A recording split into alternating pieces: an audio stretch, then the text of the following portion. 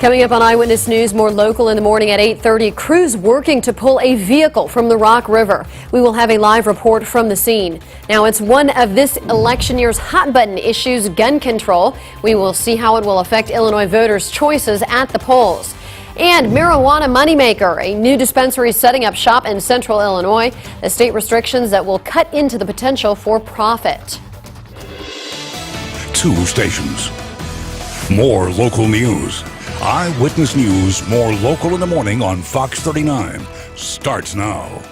Good morning, and thank you for joining us this morning. I'm Lauren Langer. And I'm meteorologist Kristen Swan. A very happy Wednesday morning to you. We are noticing some lighter snow passing now across the area. We're not going to get a lot of accumulations, but it could still cause some slicker spots on the roads as you head out the door the next hour or so this morning. And we do want to mention we've been covering this morning a developing scene over by the Rock River. A vehicle and one person confirmed with severe injuries pulled from the river. We have a crew live there, and we will be bringing you live reports throughout the show this morning. Yes.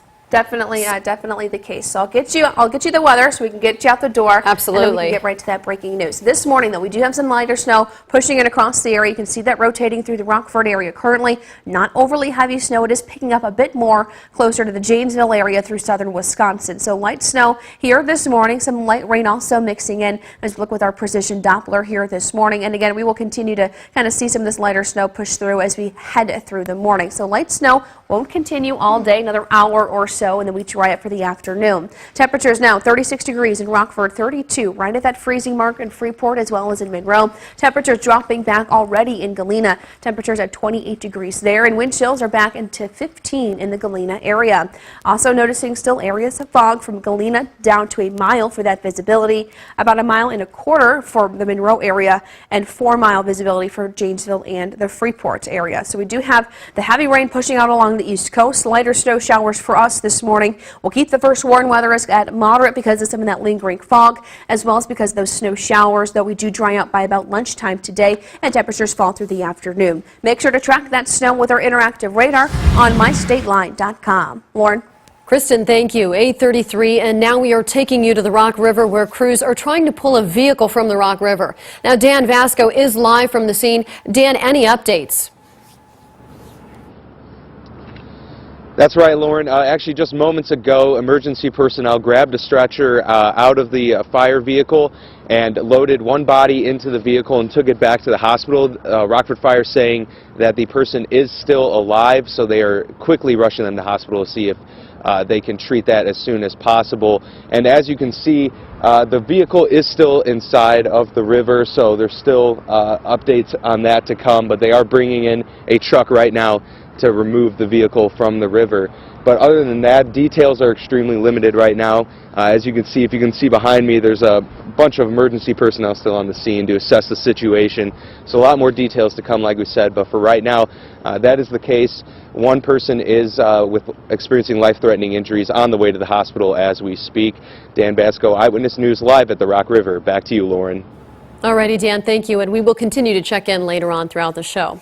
Well, in the meantime, a serious crash on Rockford's east side this morning has left one man dead and 2 others injured. They were all riding in a stolen car, according to police, when they fled from a traffic stop near Bell School and Harlem Roads. This all started at around 2:30 when Illinois State Police tried to stop the vehicle. Police say that they didn't go after the car, and they were spotted about 15 minutes later, and that's when the car lost control on Spring Creek Road. Investigators say that a Hispanic male was killed, while 2 others in the car were transported to an area hospital. Spring Creek is closed between Highcrest and Bradley Road, and that is just east of the Rock River. Street closures are expected to be in place throughout the morning. We will, of course, bring you more information as it becomes available both on the air and online, mystateline.com.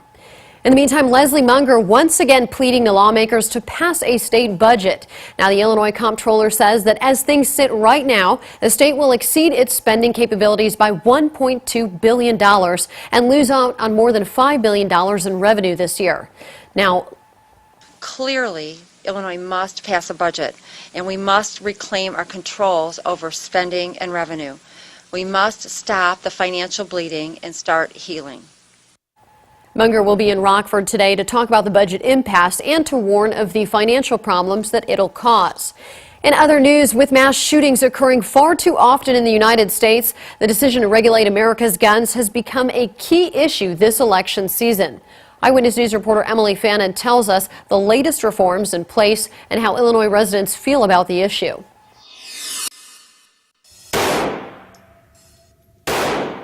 I've always been interested in guns and military items. Steve Leota has been shooting guns for over 20 years. He says new laws and reforms that put tougher restriction on guns won't stop acts of violence. Because anybody's going to go out and shoot somebody, a lot of people and everything have a mental problem. Leota says more people should register to get their FOID card, and is a firm believer guns reduce crime in the state. First of all, it's their right, and second of all, our government is not protecting our people. Leota and others believe mental health is the reasoning behind mass shootings, and it falls in the government's hands to deal with it. Obviously, we need more manpower, which do we even have a budget for manpower? That needs to be looked at as well. But I think to effectively run this system, obviously there needs to be more people involved with it. Funding for mental health in the state has decreased significantly, and without manpower or funding for mental health screenings, some say it's an issue that needs to be brought to the table. I think it definitely should be looked into. I don't think it's looked into enough at this point. Gun shop businesses in Illinois say they already have a strict system in place. They check for your background twice, once by the state police and again when you purchase a gun. The group Moms Against Handguns agree the system in place is effective, but say a federal law is needed so every state has the same requirements when purchasing a gun. We then take your FOID information and we run a check again to make sure that no crimes have been committed or you haven't become ineligible to purchase a gun since the FOID card was issued. Leota says it will be interesting to see which candidate wins and how they will handle the issue on gun control. I think it's political, either here and the world. It's all politics. Everything boils down to politics. Now, just last month, President Obama issued an executive order that would expand background checks, improve reporting on lost or stolen weapons, and put better inspections on licensed gun dealers. Illinois' largest marijuana dispensary set to open, and with it possibly generating millions of dollars for the state. Now, it's located in Springfield, but critics say that only 4,000 patients there are approved to buy marijuana, which likely means that sales will fall short of their projections. Still, owners say that it will be good for the state long term. They're open and they started, just getting open in November, that we're going to start seeing an increase in the patient numbers. And I think that from that point, I think the nervousness from the industry will probably relax. Governor Rauner vetoed a bill last week that would have added to the list of conditions allowed to be treated with medical marijuana, and dispensary owners say that that could cost the state millions in additional revenue. It is 8:38, and coming up next, a look at the forecast. We are still tracking some of those lighter snow showers that are pushing across the state line area currently. We'll talk about how long they'll stick around, as well as a little bit of a warm up here this week, and more details on how long that'll stick around as well in the first warn forecast right after the break.